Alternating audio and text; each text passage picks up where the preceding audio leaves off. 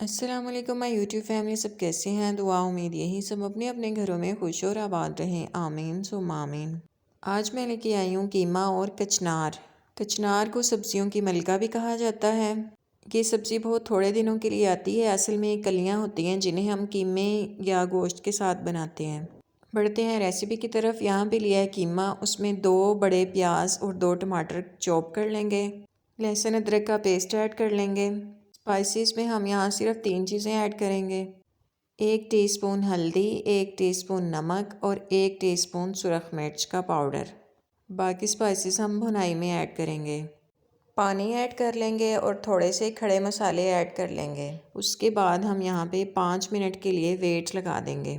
اب بہت سے لوگوں کو کچنار کا نہیں پتہ، اس طرح سے ٹہنی پہ لگی ہوئی چھوٹی چھوٹی سی کلیاں ہوتی ہیں اور اس طریقے سے ہم ساری کلیوں کو توڑ لیں گے۔ تھوڑی دیر کے لیے پانی میں ڈپ کر دیں گے تاکہ مٹی وغیرہ اتر جائے اور پھر اس کو واش کر لیں گے۔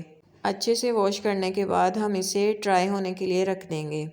اب ہر کسی کے پکانے کا اپنا طریقہ ہے، کچھ لوگ 2-3 بوائل دینے کے بعد قیمے میں ایڈ کرتے ہیں اور میں اسے یہاں پہ 2 سے 3 منٹ کے لیے فرائی کروں گی۔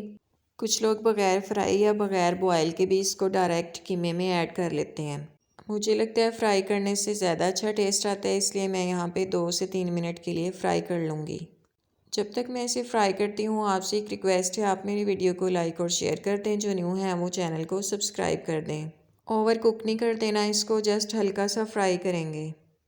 قیمہ یہاں پہ ہمارا کوک ہو چکا ہے، اس کو اب ہم کڑھائی میں شفٹ کر لیں گے۔ جی تو کڑھائی میں شفٹ کر لیا ہے، یہاں پہ کٹنگ کی ہوئی ہری مرچی ایڈ کر لیں گے۔ اب یہاں پہ ہم اس کی بھنائیاں سٹارٹ کریں گے۔ اس پوائنٹ پر 1 ٹیبل سپون دردرا کٹا ہوا سوکھا دھنیا ایڈ کر لیں گے۔ آج کل اس سبزی کا سیزن ہے، یہ تھوڑے دنوں کے لیے آتی ہے، بعد میں اس کے پھول بن جاتے ہیں، پھر یہ پکانے کے قابل نہیں رہتی۔ صحت کے لیے بھی اس کے بے شمار فائدے ہیں، آپ ضرور منگوائیے اور ضرور پکائیے۔ اب اس پوائنٹ پہ آ کے ہم 1 ٹی اسپون کالی مرچ کا پاؤڈر ایڈ کر لیں گے۔ میں نے یہاں پہ ½ کپ آئل اس میں ایڈ کر دیا ہے۔ اب مزید اس کی بھنائی کریں گے۔ دیکھیں یہاں پہ اچھے سے بھنائی ہو چکی ہے، پانی بالکل یہاں سے ڈرائی ہو گیا ہے اور آئل چھوڑ دیا ہے۔ اب اس پوائنٹ پہ ہم کچنار ایڈ کر لیں گے اور 5 منٹ تک ہم یہاں پہ اس کی اچھے سے بھنائی کر لیں گے۔